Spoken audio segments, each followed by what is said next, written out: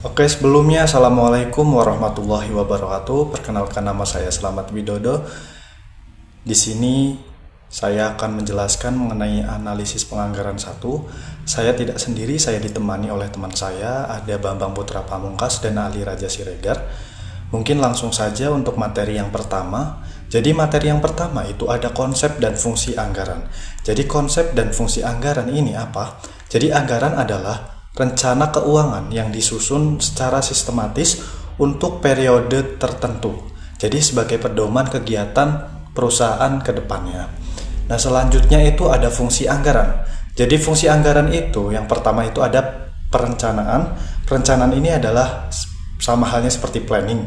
Jadi perusahaan ini menentukan target dan langkah kerja perusahaan untuk kedepannya.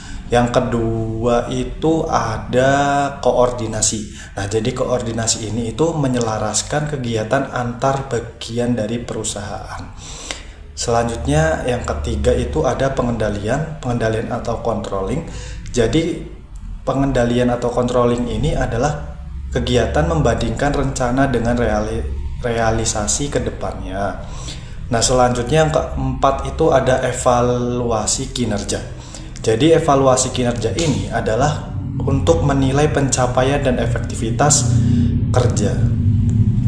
Dan selanjutnya itu ada penyusunan anggaran perusahaan jasa dan manufaktur. Nah, mungkin yang pertama terlebih dahulu itu ada perusahaan jasa. Nah, perusahaan jasa ini adalah perusahaan yang memberikan layanan kepada pelanggan tanpa menghasilkan barang yang berwujud. Jadi perusahaan jasa ini adalah perusahaan yang menghasilkan layanan bukan barang. Nah, fokusnya itu pada pendapatan jasa dan biaya operasional, dan komponen utamanya itu seperti anggaran pendapatan, biaya operasional, kas, dan laba rugi. Nah, contohnya itu seperti bank, hotel, rumah sakit, dan lain sebagainya. Terus yang ketiga itu ada manufaktur. Jadi perusahaan manufaktur ini adalah perusahaan yang mengolah bahan baku menjadi barang jadi melalui proses produksi. Nah, jadi perusahaan manufaktur ini perusahaan yang mengolah bahan baku menjadi barang jadi. Selanjutnya itu fokus anggarannya itu pada proses produksi, dan komponen utamanya itu pada anggaran penjualan, produksi, bahan baku, tenaga kerja, dan overhead pabrik. Contohnya itu ada industri makanan, tekstil, dan otomotif. Lalu selanjutnya ada pendekatan penyusunan anggaran.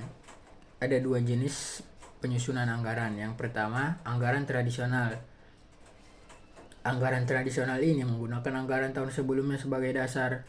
Lalu, anggaran tradisional ini memiliki kelebihan yaitu mudah dan cepat diterapkan. Tetapi ada juga kelemahannya yaitu pas anggaran yang sudah tidak relevan itu masih tetap dianggarkan dan berpotensi menimbulkan pemborosan. Lalu yang kedua ada Zero Based Budgeting atau JBB. Di JBB ini menyusun anggaran itu dari nol setiap periode, dan setiap pengeluaran harus dibuktikan kebutuhannya. Adapun kelebihan JBB itu meningkatkan efisiensi biaya, dan kekurangan JBB itu membutuhkan waktu dan sumber daya yang banyak. Selanjutnya ada analisis variance. Ada dua jenis variance.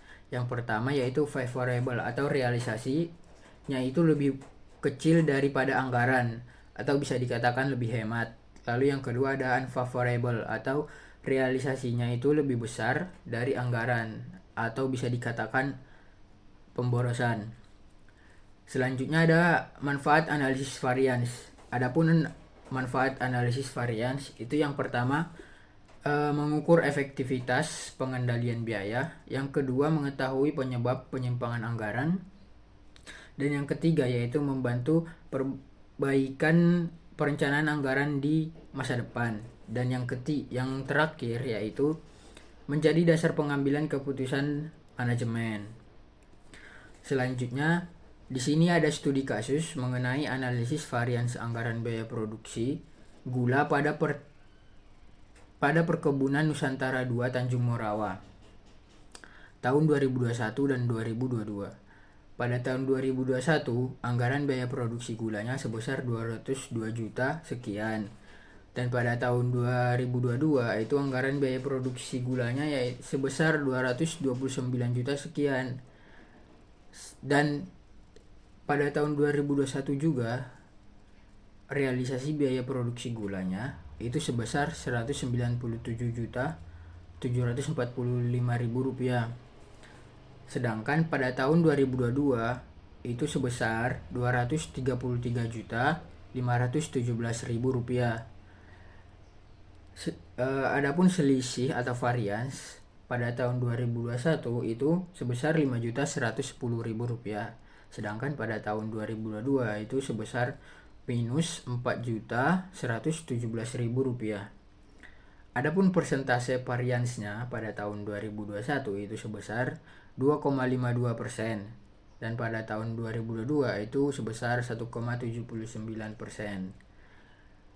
Dan pada tahun 2021 dapat disimpulkan klasifikasinya itu favorable atau realisasinya lebih kecil dari anggaran. Sedangkan pada tahun 2022 itu unfavorable atau realisasinya itu lebih besar dari anggaran. Temuan utamanya itu terdapat pola yang berbalik arah dari tahun ke tahun. Pada tahun 2021 itu realisasinya lebih rendah dari anggaran atau favorable.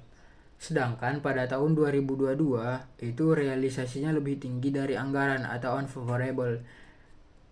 Memberikan dampak selisih negatif ini pada tahun 2022 itu memberikan dampak pada penurunan keuntungan perusahaan.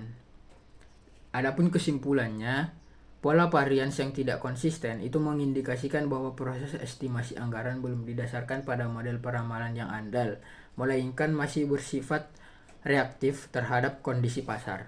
Materi selanjutnya yaitu tabel perbandingan antara pendekatan anggaran tradisional dan juga zero based budgeting. Ada beberapa aspek yang pertama yaitu pada dasar penyusunannya. Pada anggaran tradisional itu menggunakan anggaran tahun sebelumnya untuk menjadikan referensi, jadi disesuaikan dengan jumlah anggaran tahun sebelumnya.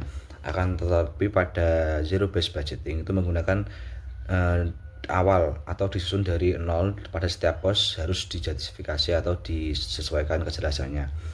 Kemudian aspek yang kedua yaitu orientasi waktu. Pada anggaran tradisional itu cenderung menggunakan anggaran historis atau yang sudah terjadi pada periode sebelumnya. Akan tetapi pada zero based budgeting berorientasi pada kebutuhan dan prioritas masa kini. Jadi pada zero based budgeting itu mengikuti tren seperti itu. Aspek selanjutnya yaitu pada waktu dan sumber daya yang dibutuhkan. Pada anggaran tradisional itu relatif singkat waktunya dan hemat sumber daya. Akan tetapi pada zero based budgeting itu lebih panjang waktunya dan menuntut keterlibatan lintas departemen atau perusahaan yang lain. Kemudian aspek yang keempat yaitu potensi pemborosan. Pada anggaran tradisional potensi pemborosan itu sangat tinggi karena pos yang tidak relevan dan dapat terus dianggarkan. Akan tetapi pada zero based budgeting itu pemborosan itu sangat rendah tingkat pemborosannya karena setiap pos harus dapat dipertanggungjawabkan kejelasannya, jadi sangat efektif seperti itu. Kemudian aspek yang terakhir yaitu ada relevan untuk konteks perbankan.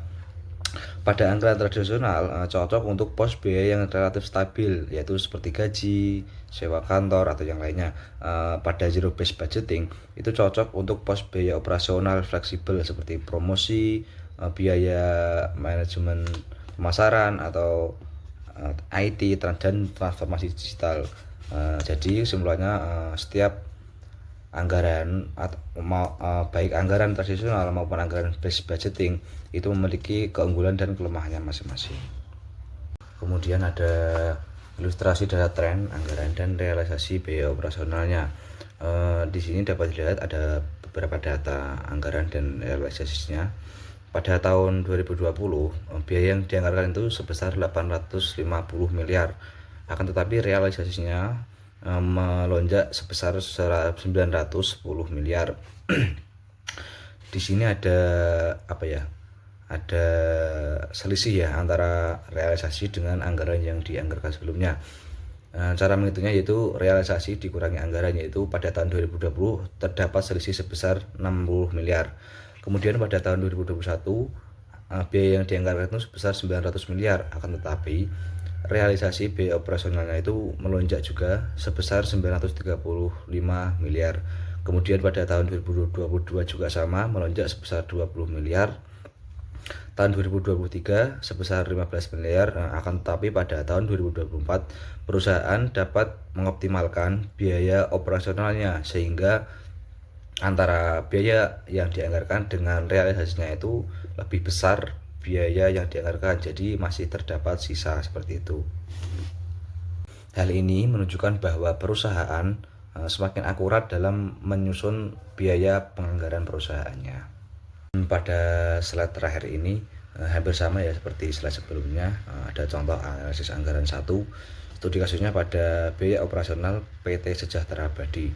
Di sini ada data anggaran dan realisasi seperti yang tadi. Yang pertama ada gaji tunjangan, biaya anggarannya 1 miliar 200 juta, akan tapi realisasinya lebih rendah yaitu 1 miliar 180 juta.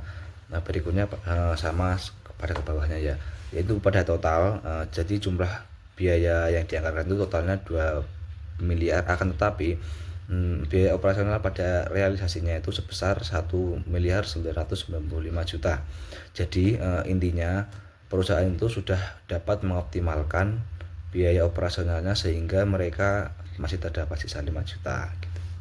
Akan tetapi untuk seterusnya perusahaan perlu untuk meningkatkan efisiensi dan efektivitas pada biaya sewa dan utilitas dan biaya transportasinya agar biaya operasionalnya lebih tertekan lagi. Mungkin cukup itu yang dapat kami sampaikan, kurang lebihnya kami mohon maaf. Wassalamualaikum warahmatullahi wabarakatuh.